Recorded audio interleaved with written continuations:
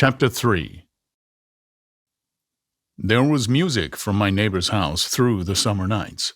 In his blue gardens, men and girls came and went like moths among the whisperings and the champagne and the stars. At high tide in the afternoon, I watched his guests diving from the tower of his raft or taking the sun on the hot sand of his beach, while his two motorboats slit the waters of the Sound, drawing aquaplanes over cataracts of foam. On weekends, his Rolls-Royce became an omnibus, bearing parties to and from the city between 9 in the morning and long past midnight, while his station wagon scampered like a brisk yellow bug to meet all trains. And on Mondays, 8 servants, including an extra gardener, toiled all day with mops and scrubbing brushes and hammers and garden shears, repairing the ravages of the night before. Every Friday, 5 crates of oranges and lemons arrived from a fruiterer in New York. Every Monday, these same oranges and lemons left his back door in a pyramid of pulpless halves. There was a machine in the kitchen which could extract the juice of 200 oranges in half an hour if a little button was pressed 200 times by a butler's thumb. At least once a fortnight, a corps of caterers came down with several hundred feet of canvas and enough colored lights to make a Christmas tree of Gatsby's enormous garden. On buffet tables garnished with glistened hors d'oeuvres, spiced baked hams crowded against salads of harlequin designs and pastry pigs and turkeys bewitched to a dark gold. In the main hall, a bar with real brass rail was set up and stocked with gins and liquors and with cordials so long forgotten that most of his female guests were too young to know one from another. By 7 o'clock, the orchestra has arrived. No thin 5-piece affair, but a whole pitful of oboes and trombones and saxophones and viols and cornets and piccolos and low and high drums. The last swimmers have come in from the beach now and are dressing upstairs. The cars from New York are parked 5 deep in the drive, and already the halls and salons and verandas are gaudy with primary colors, and hair bobbed in strange new ways, and shawls beyond the dreams of Castile. The bar is in full swing, and floating rounds of cocktails permeate the garden outside until the air is alive with chatter and laughter, and casual innuendo, and introductions forgotten on the spot, and enthusiastic meetings between women who never knew each other's names.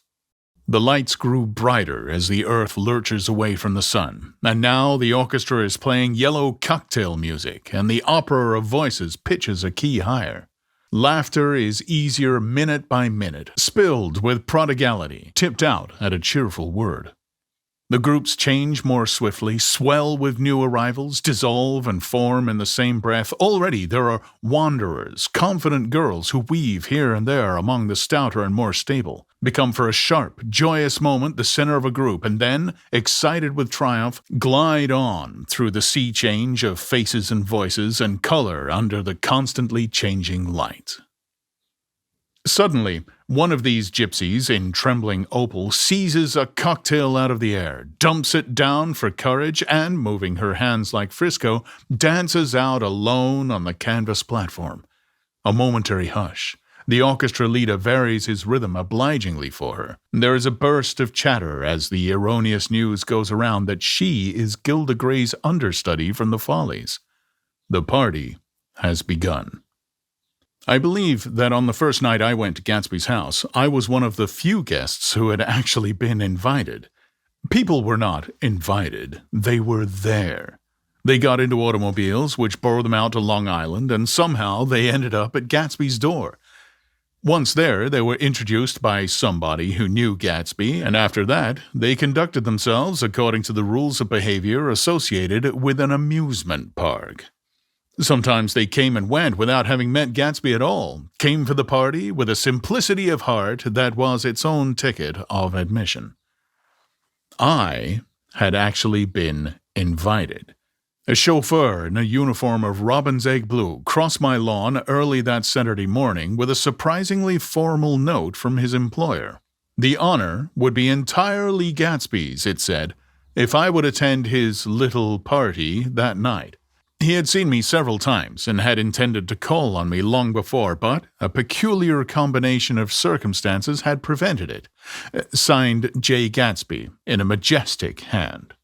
Dressed up in white flannels, I went over to his lawn a little after 7 and wandered around rather ill at ease among swirls and eddies of people I didn't know, though here and there was a face I had noticed on the commuting train.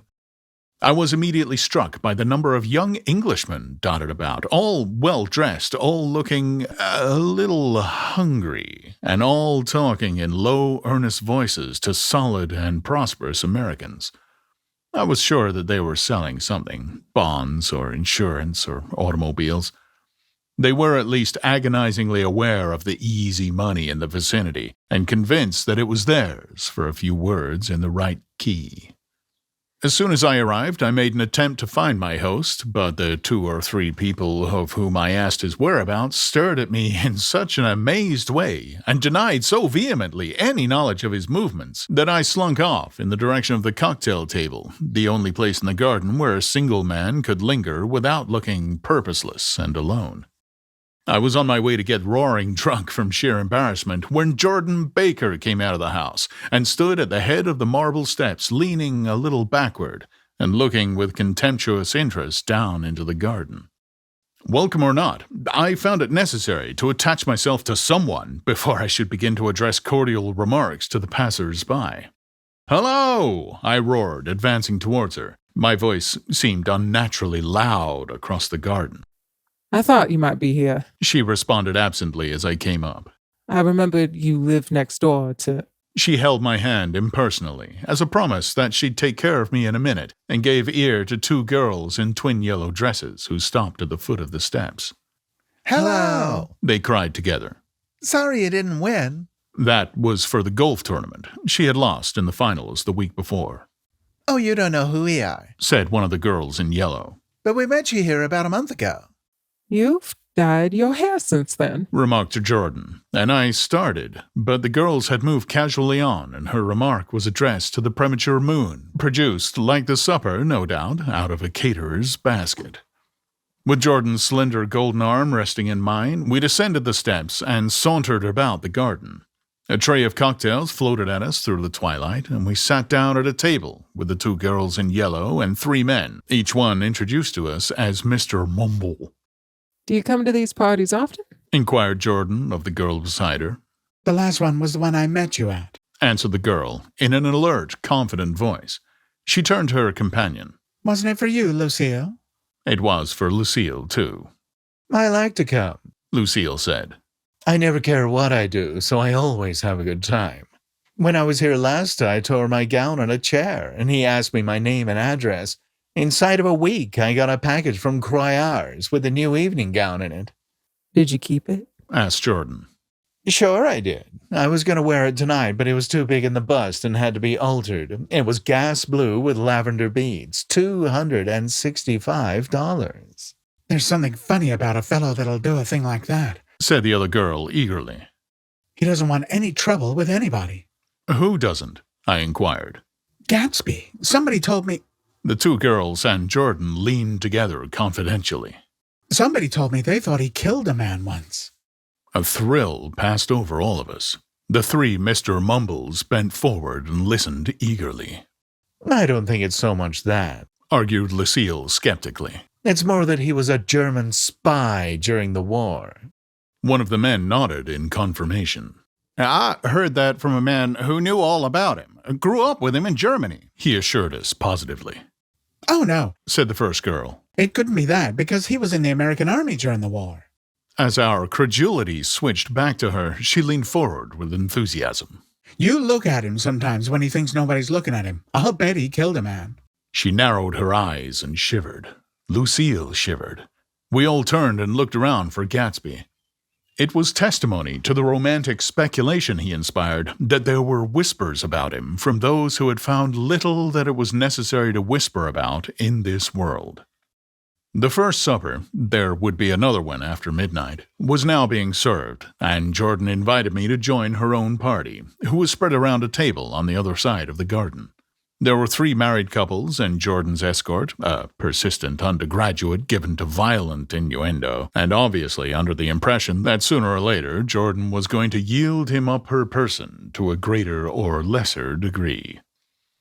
Instead of rambling, this party had preserved a dignified homogeneity and assumed to itself the function of representing the staid nobility of the countryside, East Egg condescending to West Egg, and carefully on guard against its spectroscopic gaiety. Let's get out. Whispered Jordan, after a somehow wasteful and inappropriate half-hour. This is much too polite for me. We got up, and she explained that we were going to find the host. I had never met him, she said, and it was making me uneasy. The undergraduate nodded, in a cynical, melancholy way. The bar, where we glanced first, was crowded, but Gatsby was not there. She couldn't find him from the top of the steps, and he wasn't on the veranda. On a chance, we tried an important-looking door and walked into a high Gothic library, paneled with carved English oak and probably transported complete from some ruin overseas. A stout, middle-aged man with enormous owl-eyed spectacles was sitting, somewhat drunk, on the edge of a great table, staring with unsteady concentration at the shelves of books. As we entered, he wheeled excitedly around and examined Jordan from head to foot.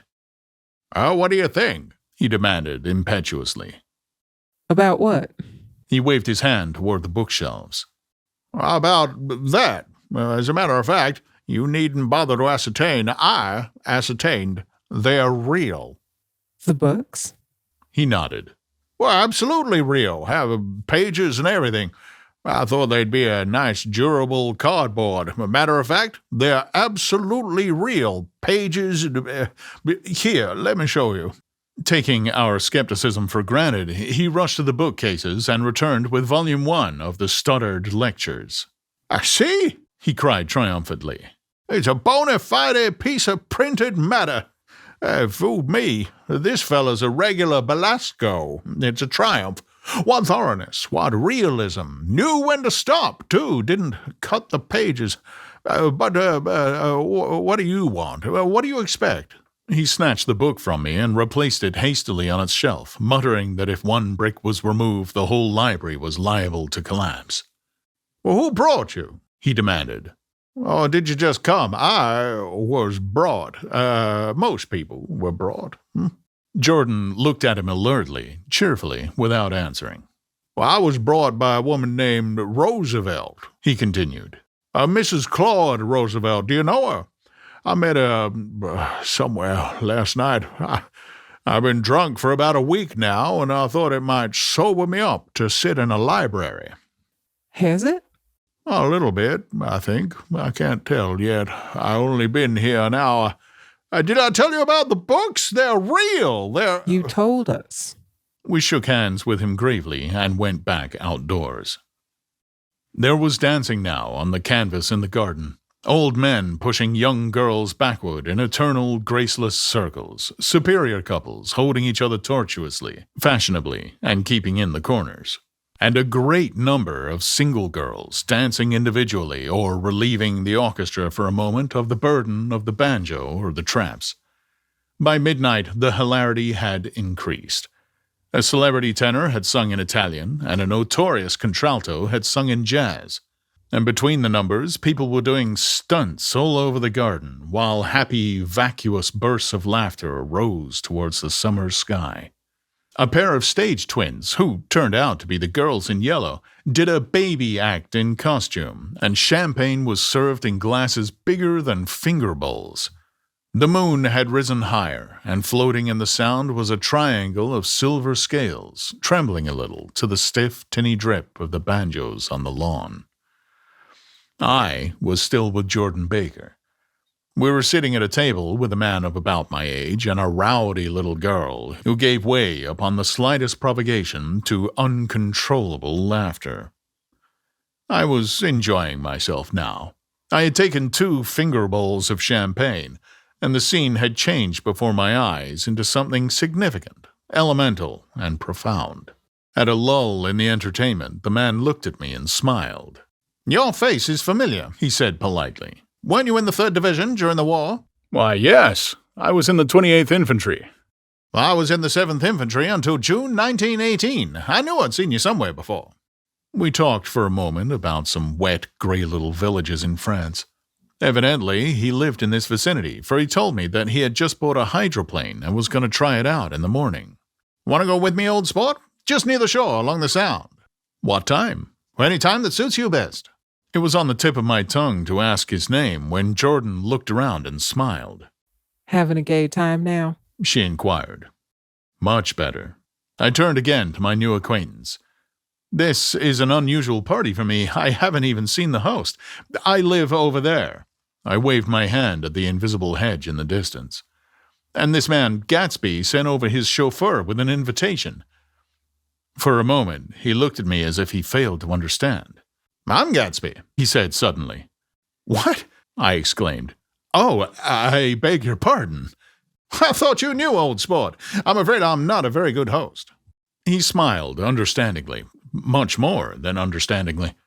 It was one of those rare smiles with a quality of eternal reassurance in it that you may come across 4 or 5 times in life. It faced, or seemed to face, the whole eternal world for an instant, and then concentrated on you with an irresistible prejudice in your favor. It understood you just so far as you wanted to be understood, believed in you as you would like to believe in yourself, and assured you that it had precisely the impression of you that, at your best, you hoped to convey.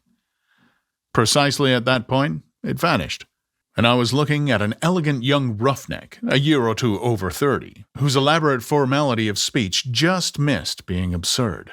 Sometime before he introduced himself, I'd got a strong impression that he was picking his words with care. Almost at the moment when Mr. Gatsby identified himself, a butler hurried toward him with the information that Chicago was calling him on the wire. He excused himself with a small bow that included each of us in turn. If you want anything, just ask for it, old sport, he urged me. Excuse me, I'll rejoin you later. When he was gone, I turned immediately to Jordan, constrained to assure her of my surprise. I had expected that Mr. Gatsby would be a florid and corpulent person in his middle years. Who is he? I demanded. Do you know? He's just a man named Gatsby. Where is he from, I mean? What does he do? Now you started on the subject, she answered with a wan smile. Well, he told me once he was an Oxford man. A dim background started to take shape behind him, but at her next remark, it faded away. However, I don't believe it. Why not? I don't know, she insisted. I just don't think he went there. Something in her tone reminded me of the other girl's "I think he killed a man," and had the effect of stimulating my curiosity. I would have accepted without question the information that Gatsby sprang from the swamps of Louisiana or from the Lower East Side of New York. That was comprehensible, but young men didn't, at least in my provincial experience, I believe they didn't, drift coolly out of nowhere and buy a palace on Long Island Strand.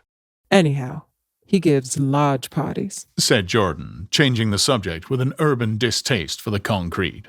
And I like large parties. They're so intimate. At small parties, there isn't any privacy. There was the boom of a bass drum, and the voice of the orchestra leader rang out suddenly above the echolalia of the garden.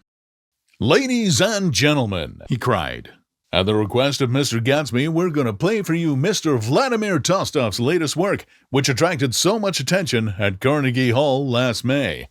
If you read the papers, you know there was a big sensation." He smiled with jovial condescension and added, "Some sensation," whereupon everybody laughed.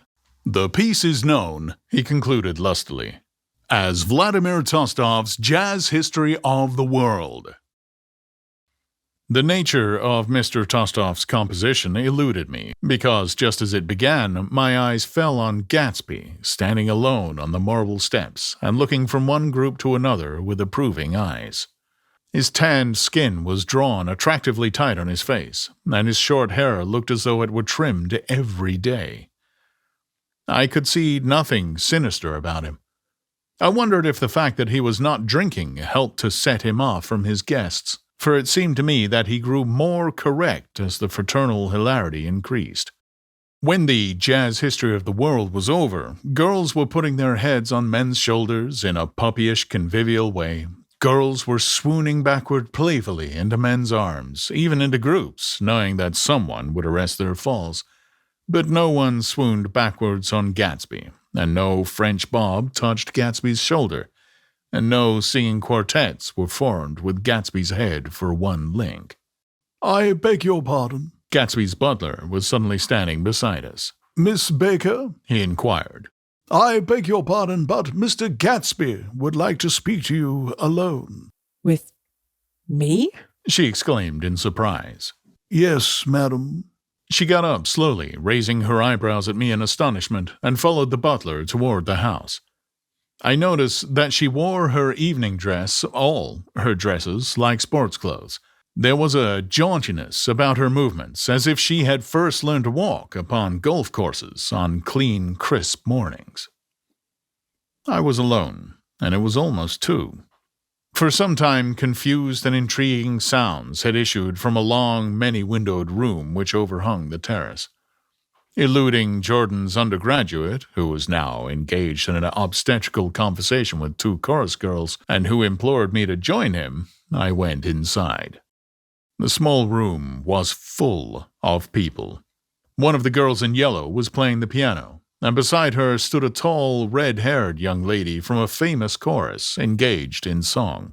She had drunk a quantity of champagne, and during the course of her song she had decided, ineptly, that everything was very, very sad.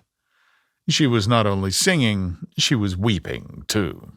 Whenever there was a pause in the song, she filled it with gasping, broken sobs, and then took up the lyric again in a quavering soprano.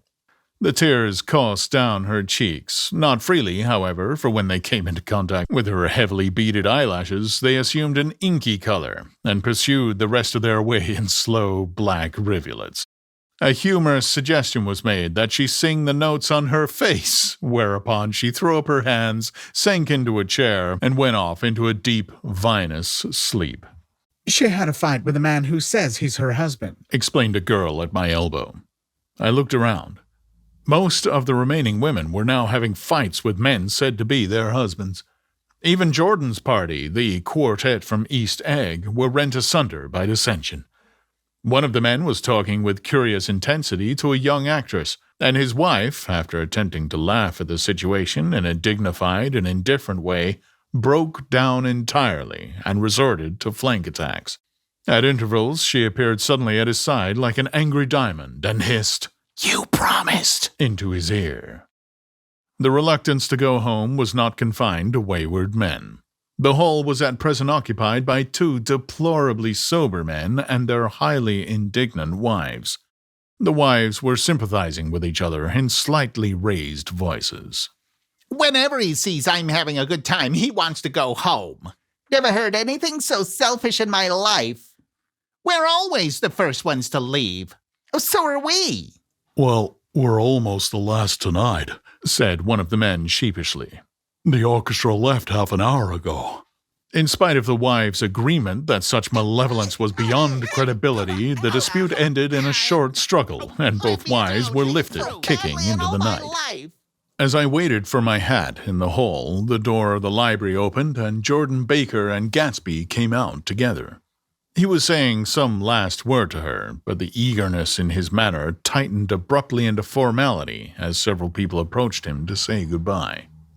Jordan's party were calling impatiently to her from the porch, but she lingered for a moment to shake hands. "I've just heard the most amazing thing," she whispered. "How long were we in there?" "Why, about an hour?" "It was simply amazing." she repeated abstractedly. "But I swore I wouldn't tell it, and here I am, tantalizing you." She yawned gracefully in my face. "Please, come and see me. Phone book, under the name of Mrs. Sigourney Howard, my aunt." She was hurrying off as she talked. Her brown hand waved a jaunty salute as she melted into her party at the door.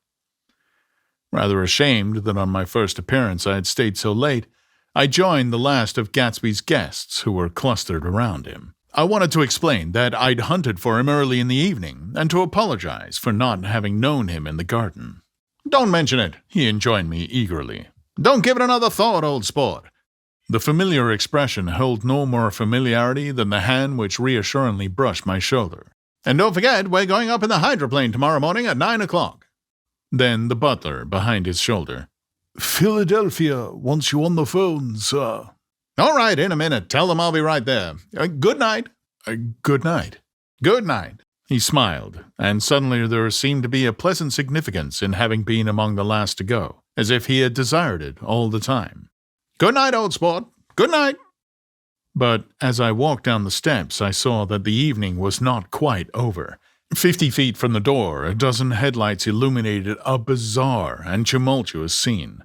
In the ditch beside the road, right side up, but violently shorn of one wheel, rested a new coupe, which had left Gatsby's Drive not 2 minutes before. The sharp jut of a wall accounted for the detachment of the wheel, which was now getting considerable attention from half a dozen curious chauffeurs. However, as they had left their cars blocking the road, a harsh, discordant din from those in the rear had been audible for some time, and added to the already violent confusion of the scene. A man in a long duster had dismounted from the wreck and now stood in the middle of the road, looking from the car to the tire and from the tire to the observers in a pleasant, puzzled way. See, he explained. I went into the ditch.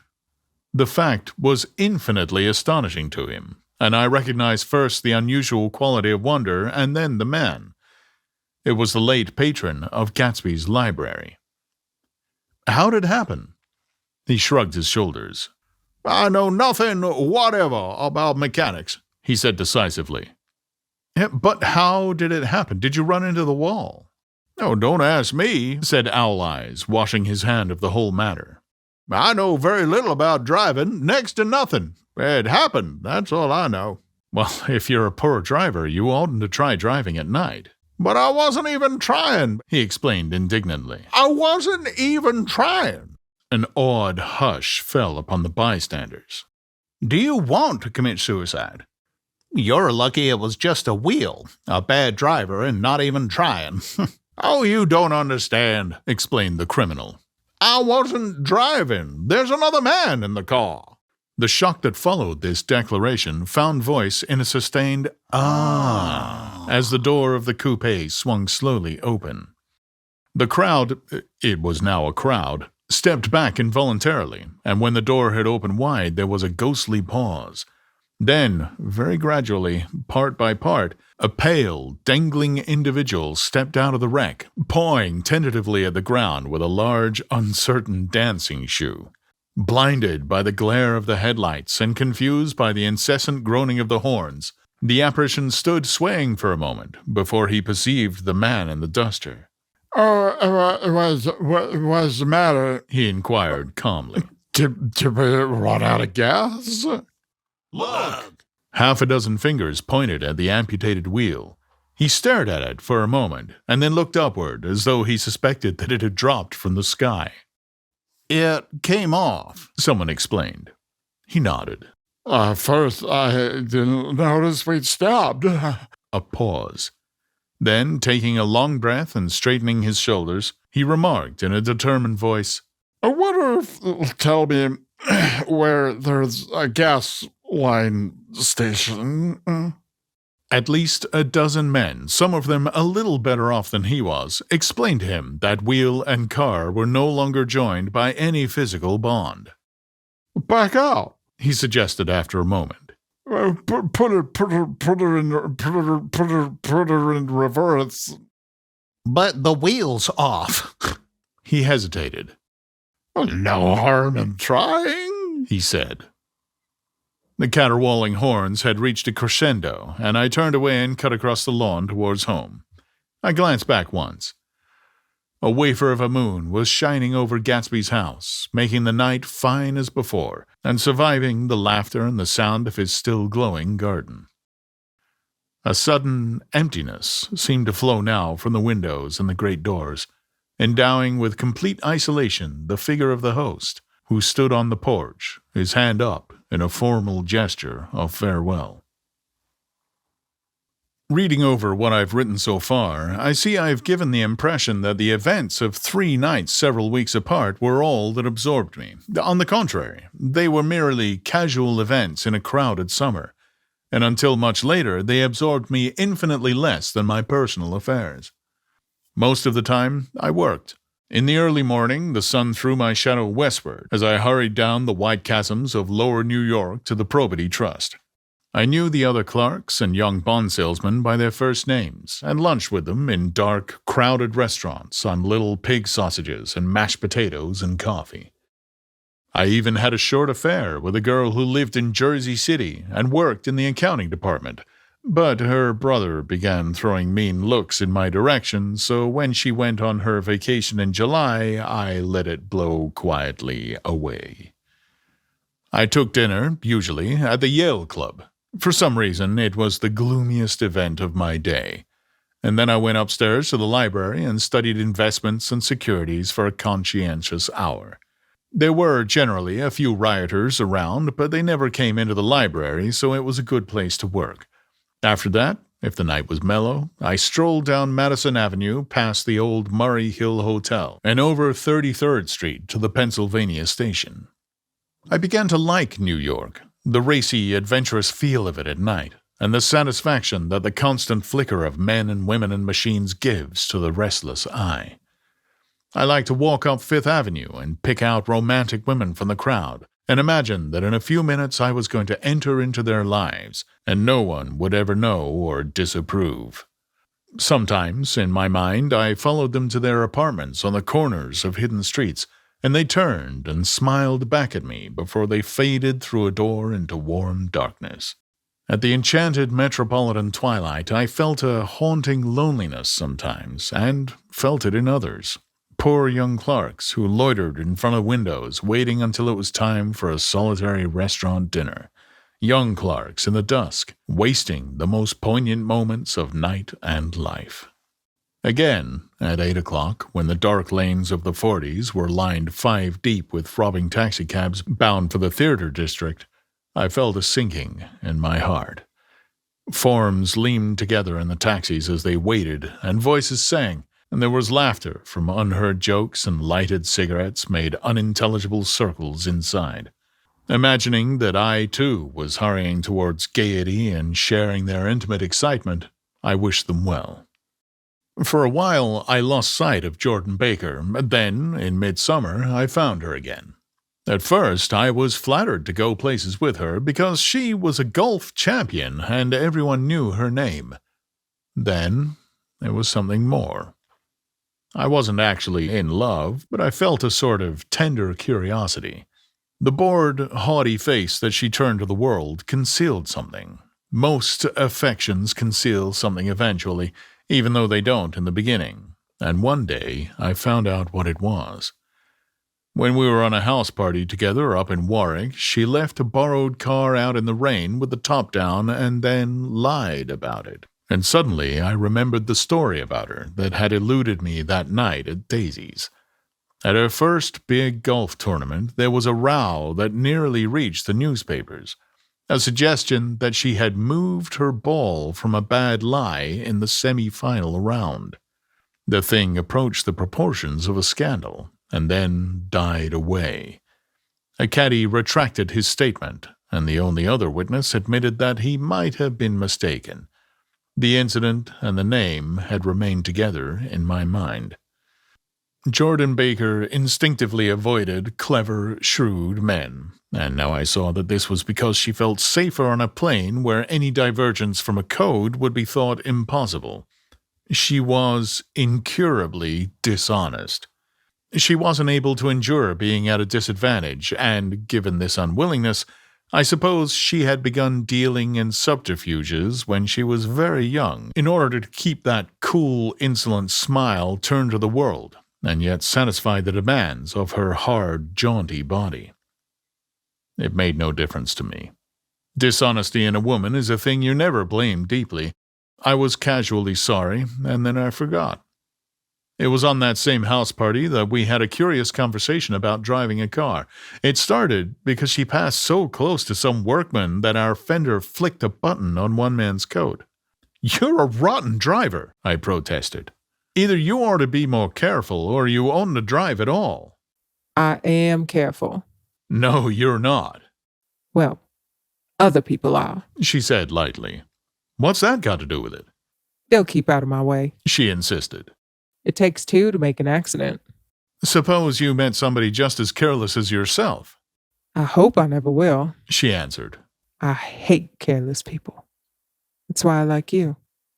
Her gray, sun-strained eyes stared straight ahead, but she had deliberately shifted our relations, and for a moment I thought I loved her. But I am slow thinking and full of interior rules that act as brakes on my desires, and I knew that first I had to get myself definitely out of that tangle back home. I'd been writing letters once a week and signing them Love, Nick, and all I could think of was how, when that certain girl played tennis, a faint mustache of perspiration appeared on her upper lip. Nevertheless, there was a vague understanding that had to be tactfully broken off before I was free. Everyone suspects himself of at least one of the cardinal virtues, and this is mine. I am one of the few honest people that I have ever known.